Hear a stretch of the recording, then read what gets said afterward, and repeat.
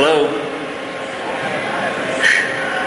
I'd like to thank the team from Hybridfest again for offering this great venue, for the great show. And I know Linda and Bill aren't listening, but I like to make their heads bigger than they are already. But with that, I just want to discuss some of the differences between hybrids and non-hybrids as far as pricing and components that are included. Let me start off by going through what I had seen at the Boston ASPO conference.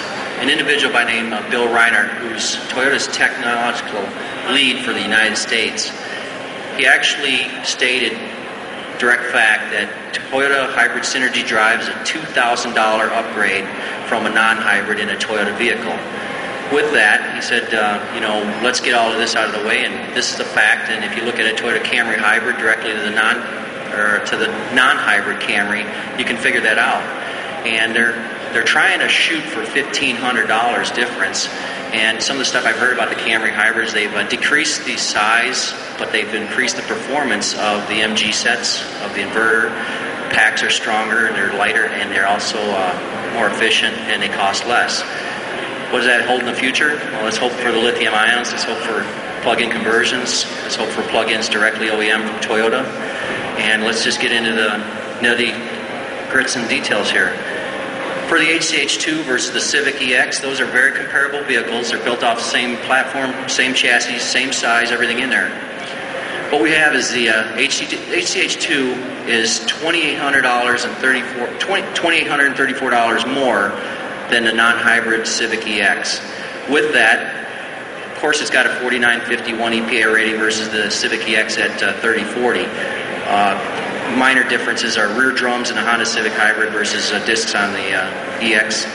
Auto climate in the HCH versus the Civic EX manual. 2 cup holders in the HCH2 versus 4 cup holders in the EX. 12.3 gallon tank in the HCH2 and a 13.2 gallon tank in the Civic EX. The HCH2, the Honda Civic Hybrid, only weighs 70 more pounds, so EMA does not add all that much.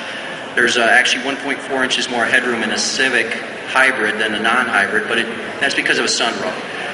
When you look at the exterior, interior, it's very, very similar, other than what we call fuel consumption displays.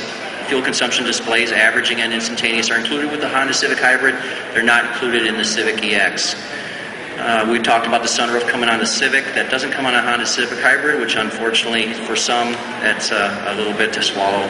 But with that $2,834 difference between the Civic EX and the HCH2, there still is a $2,100 tax credit available to those that don't get knocked by AMT. If you take off the $2,100, you're already down to $700 difference between the HCH2 and the Civic EX. Here in Wisconsin, they're working on the $1,000 tax credit. Illinois, they just passed a $1,000 tax credit for hybrid ownership. So if you go to your local dealer and you buy a Civic EX or an HCH2, a Honda Civic Hybrid, the Honda Civic Hybrid with the tax credits and rebates is actually about $300 to $400 cheaper. And yet you have a vehicle that gets 4951 per the EPA. It's not uncommon to see some of the hypermilers at CleanMPG get into the 60s and 70s with it. Hopefully that's enough to convince the Civic drivers not to buy the Civic EX, but I know some are still anti-hybrid for whatever reason. That's changing as fast as can possibly happen.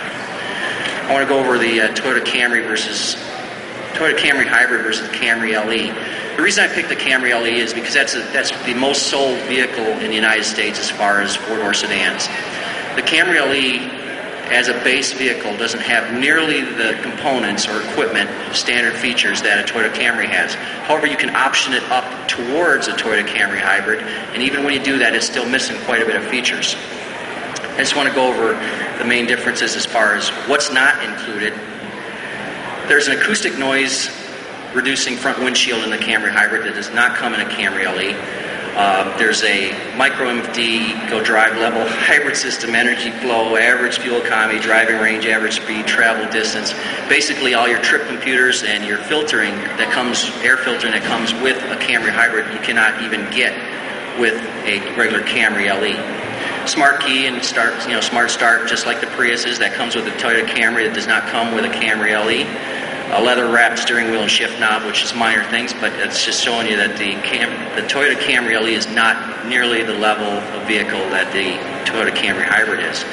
Get into rear seat vents, steering wheel mounted cruise controls, VDM, which is Vehicle Dynamics Integrated Management, includes stability control, stability track, ABS, and then a HomeLink universal transceiver, which actually opens garage doors and has auto dimming on the lights that you can't get with Camry LE.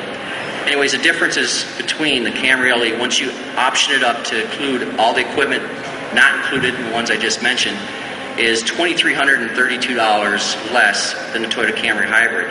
However, there's still a $650 tax credit available to those that won't be knocked by that AMT. That's $1,682. And in many states in the country, there's rebates available for those vehicles.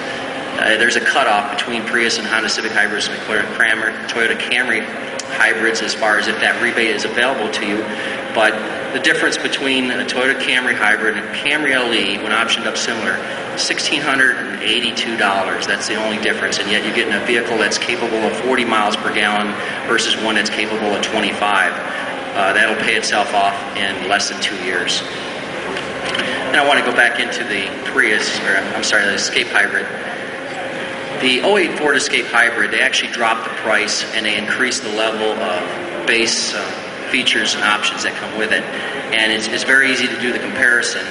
For 2008, and this is on the 08 EPA specs, the 08 Ford Escape Hybrid is rated at 3430, and the 08 non-hybrid Ford Escape is 2026. There's a huge difference there.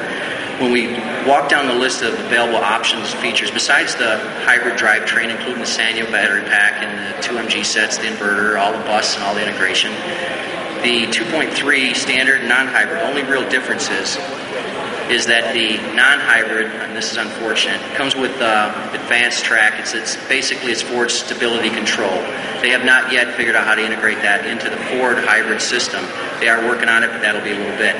However, when you come down to prices, exact same vehicle, one gets $30,34, one gets $26. You got $3,860 more for the Ford Escape Hybrid.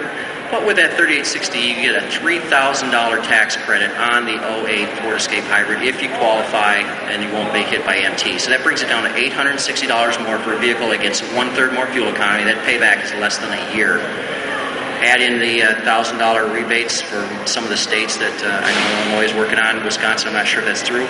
And the FEH actually the Ford Escape Hybrid actually costs less money than the non-hybrid. Why would you buy anything else?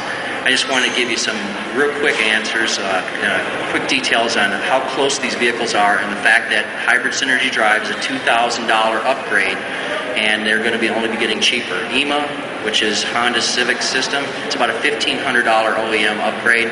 Ford Escape Hybrid, I don't have exact numbers on that, of course, but I'm sure Ford, they want to pay off their engineering development for the hybrid drivetrain, so it is a little bit more expensive. With a $3,000 tax credit available on that Ford Escape Hybrid, there's no reason to purchase anything but a Ford Escape Hybrid if you're looking at a small SUV. And that should do it. And if you guys have any questions, start firing them away. Okay, it's that simple. That'll conclude my little presentation on the three main hybrids that we're looking at today. Thank you very much.